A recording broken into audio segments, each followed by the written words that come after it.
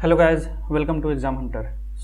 हम लोग आज करने जा रहे हैं एक्ट ऑफ 1776 और आगे जो ऑलरेडी पढ़ेंगे जिसका नाम है चार्टर एक्ट ऑफ 1793। ठीक है दोस्तों, तो इस चैप्टर को, इस टॉपिक को स्टार्ट करने से पहले मैं बता दूं कि ये अगर आप लक्ष्मीकांत खोलोगे तो उसका फर्स्ट चैप्टर है हिस्टोरिकल डेवलपमेंट। ठीक है ना, उस चैप्टर को हम लोग इसमें डील कर रहे हैं। अब दोस्तों, हिस्टोरिकल डेवलपमेंट मतलब क्या है कि 1773 में सबसे पहला एक्ट पास हुआ था जिसको बोलते हैं रेगुलेटिंग एक्ट। ठीक है ना, से लेकर दोस्तों 1947 तक जो भी एक्ट पास हुए ना, जो ब्रिटिश ने पास किया, ब्रिटिश पार्लियामेंट ने पास किया इंडिया में रूल करने के लिए, उसका इन्फ्लुएंस हमारे संविधान पर, हमारे जो कॉन्स्टिट्यूशन है उस पर बहुत ज़्यादा पड़ा। ठीक है ना, तो उसके बारे में हम लोग पढ़ रहे हैं। ठीक है, इससे पहले दोस्तों ऑलरेडी 1773 वाले को पढ़ चुके हैं, 1781 पढ़ चुके हैं, 1784 पढ़ चुके हैं, Pitt's India act, 3 classes already कर चुके हैं। तो अगर आप देखे नहीं होंगे तो you can go and watch this topic. ठीक है ना, डिस्क्रिप्शन में लिंक दे दिया जाएगा, वहां से भी देख सकते हैं, अदरवाइज आप चैनल पर जाके भी देख सकते हैं। एक और बात बता दूं दोस्तों कि 66वीं मेंस जो होने वाला है उसका क्वेश्चन आंसर का प्रैक्टिस सेशन चल रहा है इस चैनल पर डे क्वेश्चन दिया जाता है, आपको ज्वाइन करना है और नीचे दिए गए डिस्क्रिप्शन में जाकर आपको अपना क्वेश्चन टेलीग्राम को ज्वाइन करके अपने आंसर को पोस्ट करना है और इवेलुएट हो जाएगा दोस्तों। ठीक है, तो आज हम लोग पढ़ने जा रहे हैं एक्ट ऑफ 1776। देखो, ये जनरली क्या है ना कि ये एक्ट काफ़ी इंपॉर्टेंट नहीं है और इसको अगर बहुत सारे बुक में मेंशन भी नहीं है, तो एक क्यों था थोड़ा बहुत इसके बारे में देख लेंगे, लेकिन मेन एक्ट हमारा होगा चार्टर एक्ट। ठीक है, तब देखो अब क्या हुआ है 1786 में क्या हुआ था ना कि गवर्नर जनरल जो थे बंगाल के, वो नए अपॉइंट किए गए जिनका नाम था लॉर्ड कॉर्नवालिस। ठीक है, लॉर्ड कॉर्नवालिस, ठीक है, was appointed as the governor general of Bengal. आपको बता दूं कि एक बार रिविजन कर लेते हैं, 1773 में गवर्नर होते थे बॉम्बे के, मद्रास का, 3 प्रोविंस था और बंगाल का। ठीक है ना, तो 1773 वाला जो एक्ट था दोस्तों, रेगुलेटिंग एक्ट ऑफ 1773, उसमें क्या किया गया दोस्तों, जो गवर्नर जनरल ऑफ बंगाल है, गवर्नर ऑफ बंगाल है, उसको गवर्नर जनरल बना दिया गया। ठीक है ना, उसको क्या बना दिया गया दोस्तों, गवर्नर जनरल बना दिया गया। ठीक है, यहां तक क्लियर। तो हम लोग इसके बारे में थोड़ा बहुत पढ़ लेते हैं, जस्ट वेट।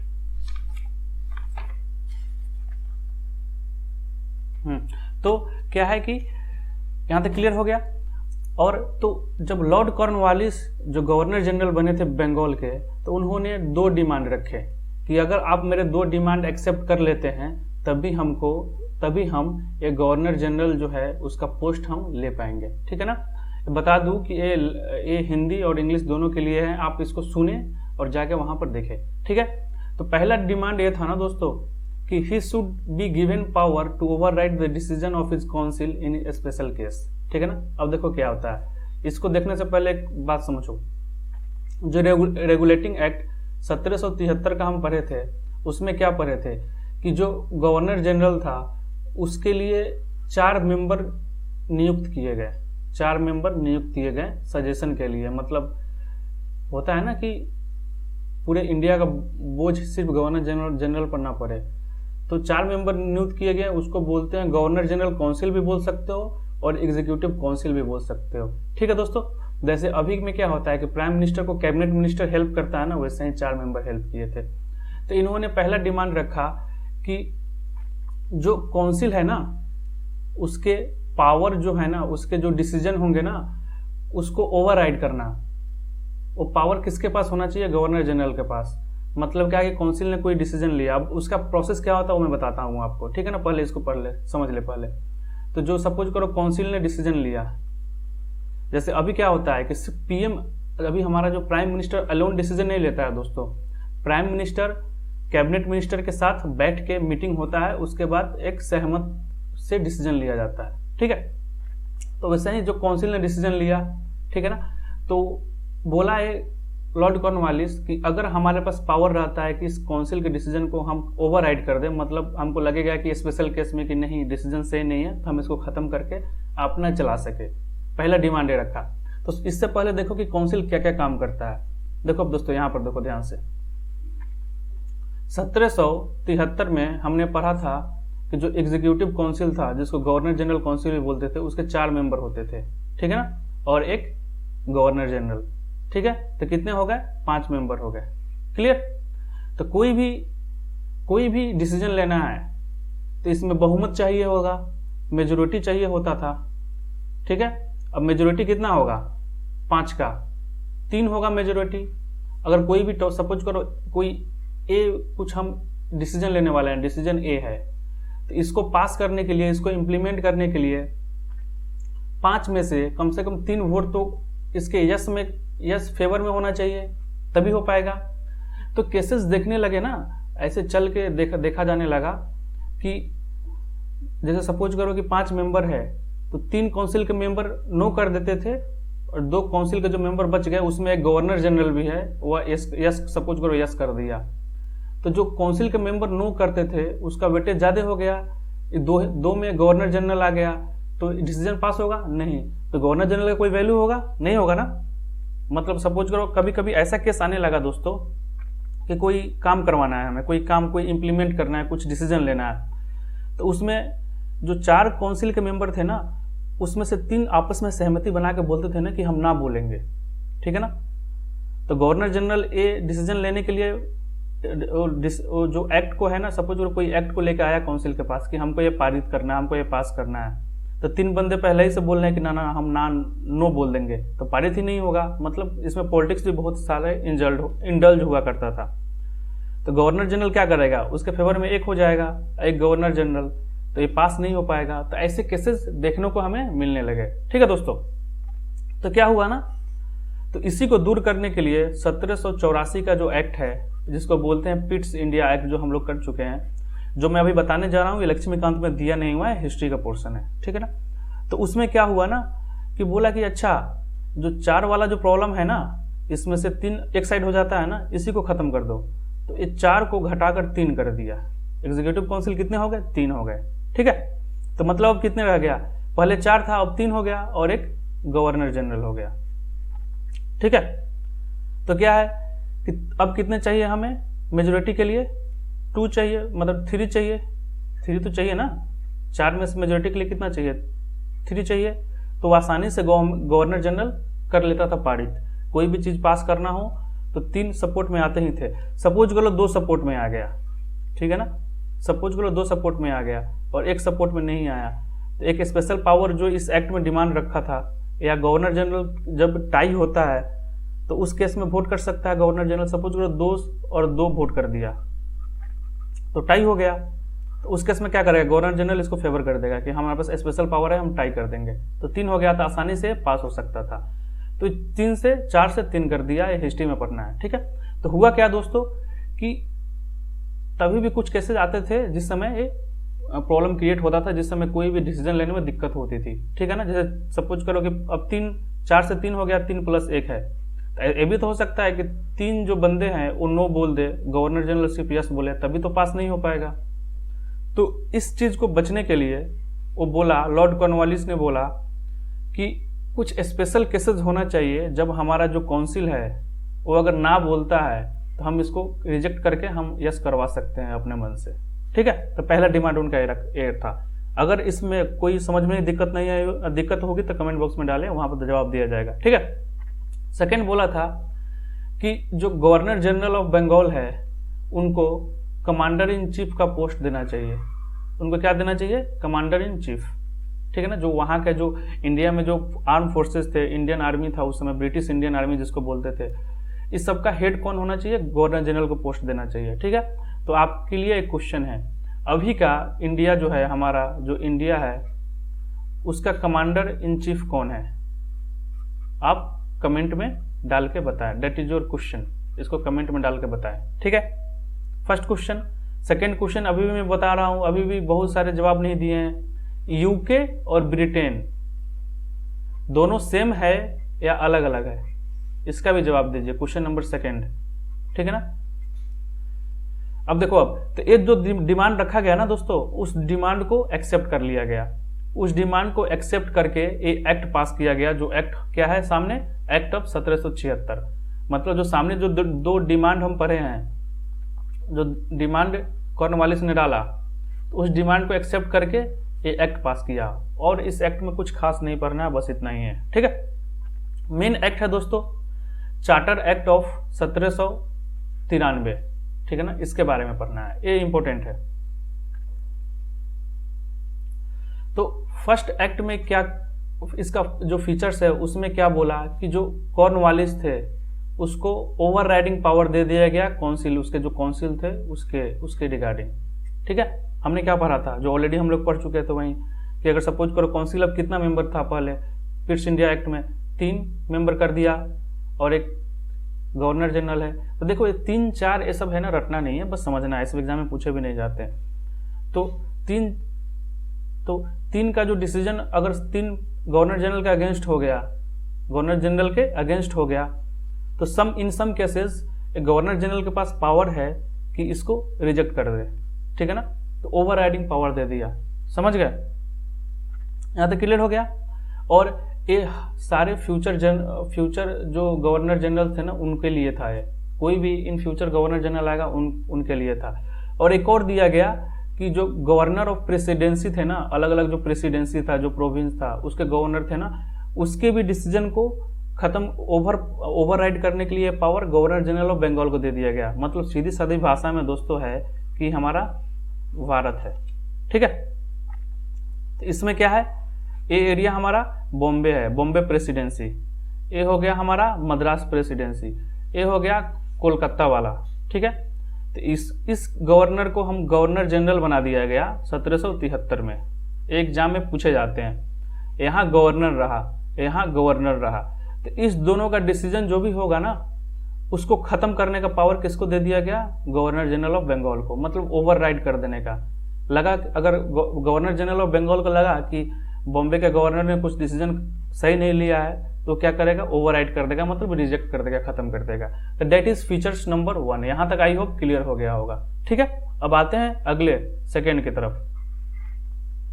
अब देखो, अब गवर्नर जनरल को है ना दोस्तों, जो बंगाल वाले गवर्नर जनरल थे उनको एक और ज्यादा पावर दे दिया गया, to control over the government of subordinate presidency of Bombay and Madras. Already हम लोग जो अभी एग्जाम्पल में ये क्या पढ़े हैं, ये जो पढ़े हैं ना, इसमें क्या पढ़े हैं, इसमें यही पढ़ लिए, वही फीचर्स सेकेंड है, ठीक है।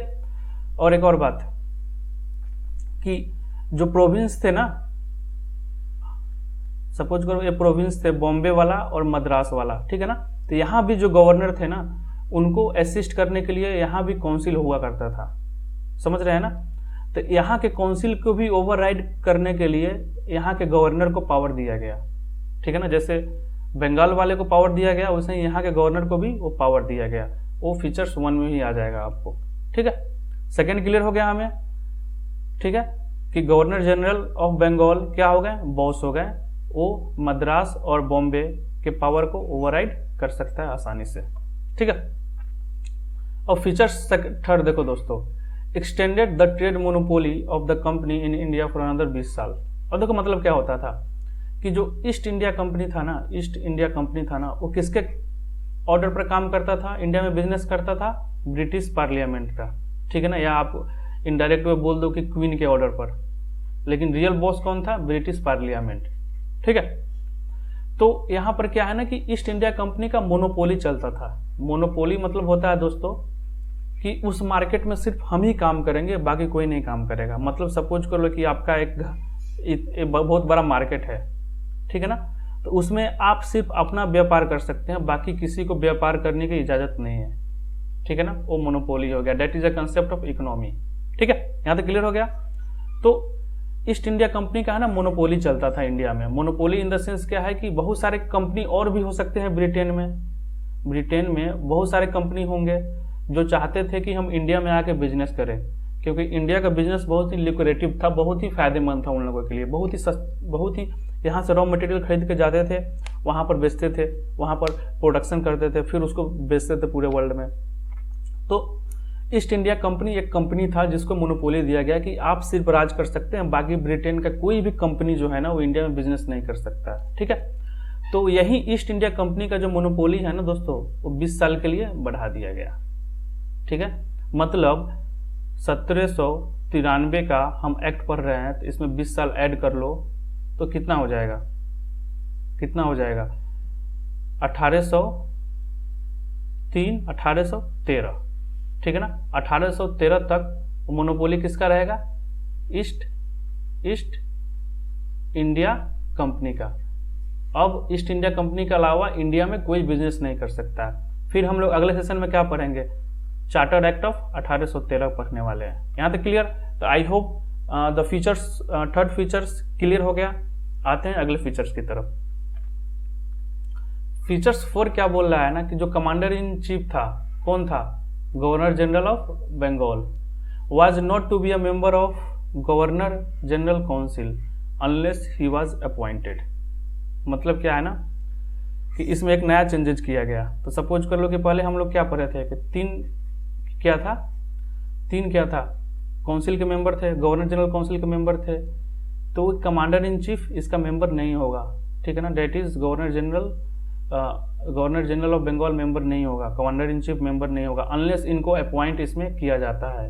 तब अगर अपॉइंट किया जाता है तब मेंबर होगा, अगर नहीं होगा तो, अगर अपॉइंट नहीं किया जाता है तो मेंबर नहीं होंगे।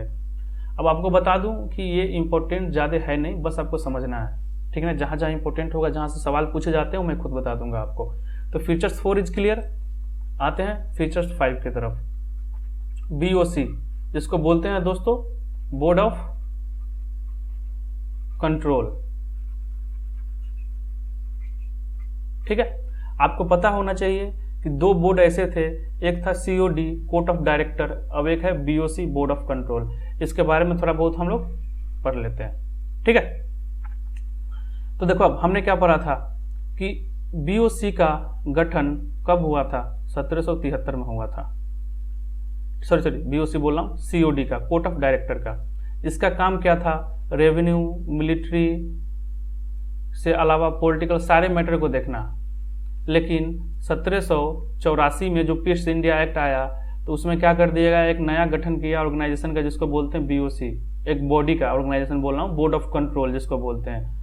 तो इसको क्या कर दिया गया, पॉलिटिकल और एडमिनिस्ट्रेटिव पावर दे दिया गया देखरेख करने के लिए, और इसको दे दिया गया कमर्शियल रिलेटेड मैटर को देखरेख करने के लिए।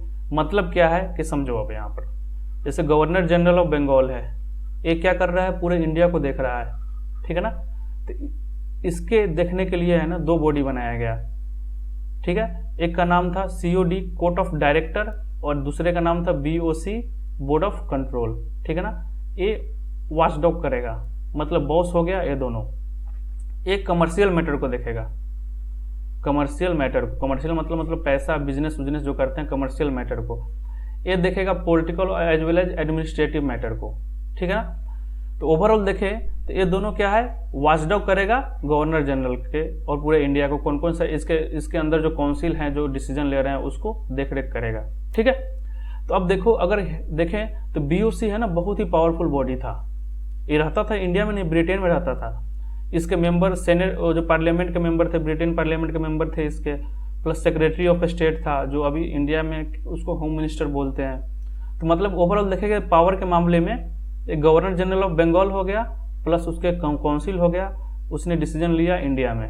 ठीक है ना, इसको देख रेख करने के लिए कौन बनाया गया, कोर्ट ऑफ डायरेक्टर बनाया गया। इससे ज्यादा पावरफुल कौन था, बोर्ड ऑफ कंट्रोल था। ठीक है, अब सबसे पावरफुल कौन हो गया, ब्रिटिश पार्लियामेंट हो गया। ठीक है ना, तो एक सिस्टम हो गया। ठीक है ना, ऐसे रूल होता था। ठीक है, तो 5वां फीचर ये है दोस्तों कि जो बोर्ड ऑफ कंट्रोल और स्टाफ थे ना, उसका सैलरी पहले ब्रिटिश गवर्नमेंट पे करती थी। ठीक है ना, लेकिन 1793 में बताया गया कि अब से इसका जो पेमेंट है ना, सैलरी वगैरह है ना, सारे इंडिया से आएगा। ठीक है ना, मतलब क्या है कि ड्रेन ऑफ वेल्थ इंडिया का और सारा ड्रेन होने वाला स्टार्ट हो गया कि ब्रिटेन में रहते हुए बंदे का भी पेमेंट कौन भेजेगा, इंडिया भेजेगा। ठीक है ना, तो 5वां फीचर यही है कि जो बोर्ड ऑफ कंट्रोल था उसका पेमेंट कहाँ से आएगा, इंडियन रेवेन्यू से आएगा, ठीक है ना। तो डेट इज फीचर्स 5 दोस्तों, ठीक है। तो हमने क्या करा, फीचर 5 तक कंप्लीट कर लिया और आज के लिए इतना ही, ये एक्ट हम समाप्त किए। नेक्स्ट पढ़ेंगे चार्टर एक्ट 1813 पर, उस पर फिर से आगे डिस्कस करेंगे। इस चैनल को देखने के लिए धन्यवाद। आपका दिन दोस्तों शुभ हो।